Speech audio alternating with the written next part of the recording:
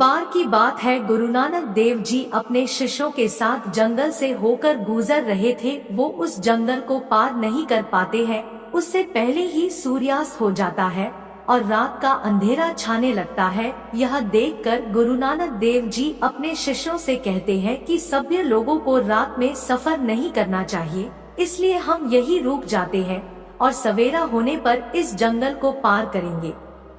गुरु नानक देव जी की ये बात सुनकर उनके शिष्य वहीं पर डेरा डाल देते हैं।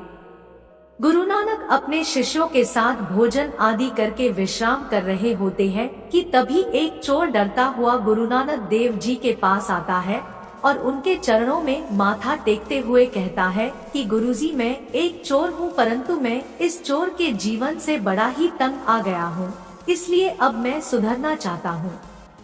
आप तो सभी को अंधकार से उजाले की ओर आने की राह दिखाते हैं, कृपया आप मेरा भी मार्गदर्शन करें। गुरु नानक देव जी ने उस चोर की बात सुनकर बड़े ही शांत स्वभाव से उस चोर से कहा, ठीक है, तुम आज से चोरी करना और झूठ बोलना छोड़ दो, सब अपने आप ही ठीक हो जाएगा। गुरु नानक देव जी की ये बात सुनकर वो चोर उनसे बोला कि आपने जैसा कहा है मैं वैसा ही करूँगा, और फिर वो गुरु नानक देव को प्रणाम करके वहाँ से चला जाता है। कुछ दिनों बाद वो चोर गुरु नानक देव को ढूंढता हुआ उनके पास आया और उनके चरणों में माथा टेक कर बोला कि गुरुदेव, जैसा आपने कहा था कि चोरी और झूठ बोलना छोड़ दो, मैंने वैसा करने की बहुत कोशिश की, परंतु ना मैं चोरी करना छोड़ सका और ना ही झूठ बोलना छोड़ पाया, इसलिए आप मुझे इन अवगुणों से छुटकारा पाने का कोई आसान उपाय बताइए। गुरु नानक देव जी ने चोर की बात सुनकर कुछ देर सोचा और फिर उससे कहा कि तुम्हारे मन में जो भी आए वो करो, लेकिन जिसके यहाँ रात को चोरी करो उसके यहाँ सुबह जाकर अपनी चोरी के बारे में बता दो। जिन जिन लोगों से झूठ बोलो उन्हें शाम को अपने बोले हुए झूठ के बारे में बता दिया करो। ने जाने कैसे उस चोर को गुरु नानक का यह उपाय बड़ा ही आसान लगा और वो उनसे बोला कि मैं ऐसा ही करूँगा। फिर वो गुरु नानक देव को प्रणाम करके वहाँ से चला गया। बहुत दिनों बाद गुरु नानक देव जी उसी जंगल के रास्ते वापस जा रहे थे तो उन्हें वो चोर उस जंगल में लकड़ियाँ काटते हुए दिखाई पड़ा।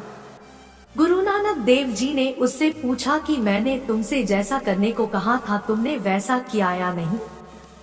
तो उस चोर ने शर्म से अपनी गर्दन झुकाकर कहा कि गुरुजी, आपने मुझसे जैसा करने को कहा था मैं वैसा नहीं कर पाया, क्योंकि मैंने तो आपके बताए उस उपाय को बड़ा ही आसान समझा था, परंतु मैं जिसके घर में चोरी करता था उसे ही अपनी चोरी के बारे में बताने की हिम्मत ही नहीं जुटा पाता था, और जिससे झूठ बोलता था उसके सामने ही अपने झूठ के बारे में बताने में बहुत शर्म आती थी। इससे अच्छा मैंने चोरी करना और झूठ बोलना ही छोड़ दिया है। तब गुरु नानक देव जी हंसते हुए उस चोर से बोले कि ये बताने में तुम शर्मिंदगी क्यों महसूस कर रहे हो, ये तो वही हुआ जो तुम चाहते थे, तुम्हें चोरी और झूठ बोलने जैसे अवगुणों से मुक्ति मिल गई है।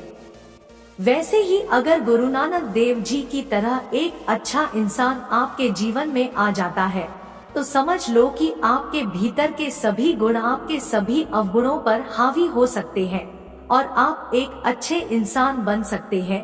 इसलिए हमेशा अच्छे लोगों की संगत में खुद को रखो। सदैव प्रसन्न रहिए। याद रखिए, जो प्राप्त है वही पर्याप्त है। जय हिंद, वंदे मातरम।